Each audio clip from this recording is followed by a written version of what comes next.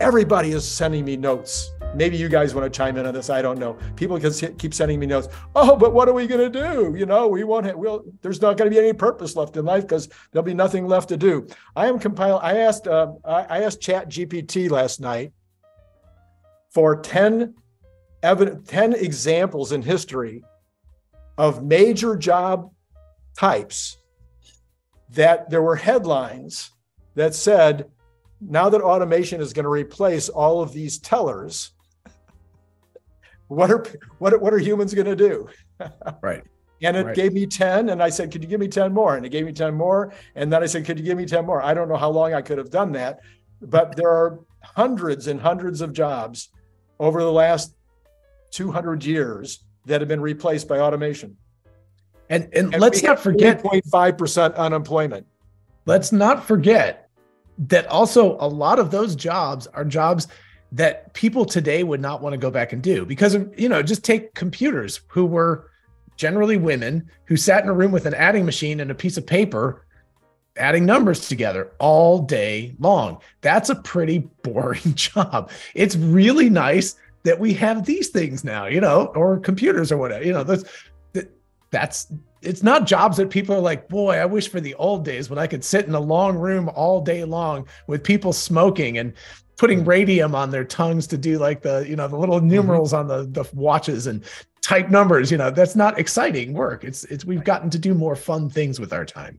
Yes. So, yeah. So it is possible that this will be the one time in human history that all of the changes will result in us going to 20% unemployment or 30% unemployment. But there's no historical evidence that is true. No. Right. The projection that I would have is, no, the humans will figure out what it is that they can now do that they couldn't do before. Yeah. You'll have more time, because remember what Corey talked about when he met Elon, that Elon has his lunch and like is focused at the same time. Right. So he doesn't waste time having to dry loss him. It comes in and he's looking up there eating at the same time because he's trying to use his time efficiently.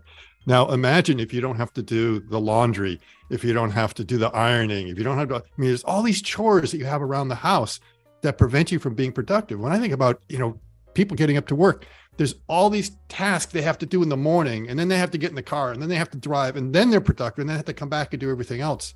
So part of it is you relax a bit more and you have way more productivity, which is why everyone liked the remote office, because they said, wow, I get 2 hours of my life back.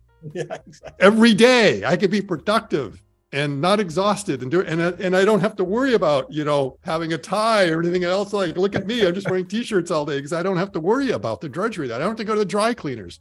So if you still need to do that, Optimus will do it. And then the final thing is, what happened to those 95% of people who were farmers 200 years ago? Right. John Deere put them all out of business. Yeah. With the combine and everything else came in there. So now it's like 2% of the population are farmers. And what that meant is those people were freed up to start doing other pursuits, developing new industries, new products, new ideas. And that's what progress is.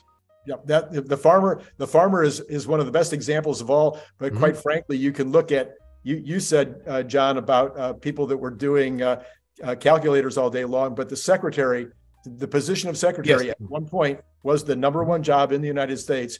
And basically that job does not exist today. So anyway, I just wanted to, I was a secretary during summers. I put myself through grad school in the summers. I was a secretary, one of the only male ones at the time. So yeah. So ending this on a positive note, hopefully answering that question that so many of you have been raising. Again, we don't know the future, and sure, we might be, going into a future where we're all going to be Wall-E, sitting in our little chair and being escorted from entertainment to entertainment. But my guess is no. My guess is that we will all find something to do when the time comes that will be useful and helpful and will give us a sense of purpose. Anyway, thanks again, John and Scott, for all you do and for coming on my show. And thank you, audience, for attending. And it's been great talking to you. Click the link below to get your paperback, Kindle, or audiobook now.